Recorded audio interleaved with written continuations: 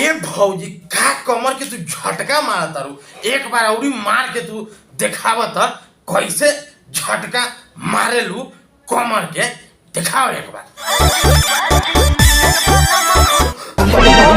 अरे ए भौजी बस कर, ऐसे तू बताव काहे खातिर तू झटका मारा तारू कमर के, एक बार इहो बताओ। साझे से जीवा दे राय रतिया में दिया बुतना। अच्छा, साझे से जीवा डराता तोहर आ रतिया में दिया बुते ना। अरे ए भौजी तोहर रतिया में दिया ना बुतता तो तू ऐसे कमर के झटका मारा तारू, अगर बुत जाई तो ना जाने तू का झटकबू का भइलो। सही पकड़े हैं।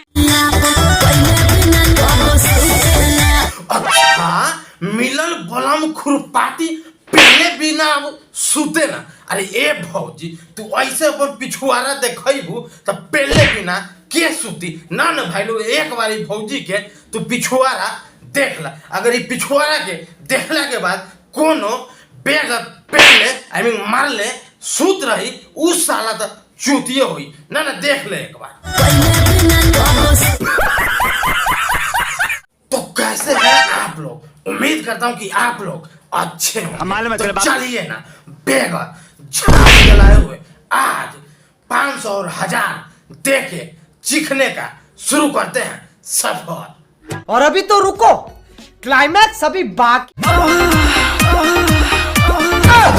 ए भौजी तू गावे आइल बारू तो गाव, ये कहा कैसा आवाज निकाला तो जान ले बक्का। अरे ना हो, अरे ना भौजी तोहरी जान न ली, तोहर गान ना। आइल बारू नाचे जब से देखो तानी तो है।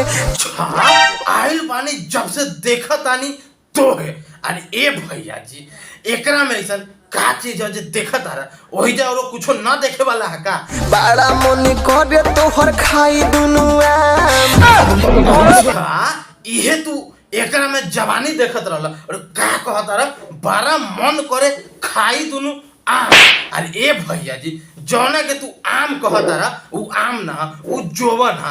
अब भौजी के जोवन खाए वाला ना, ओकरा टोए वाला और दबावे वाला है। ई भौजी के जोवन हा दबा दबा के तू 5 किलो के कद होई के बाद तोरा खाए में बड़ा मन लागी का भाई।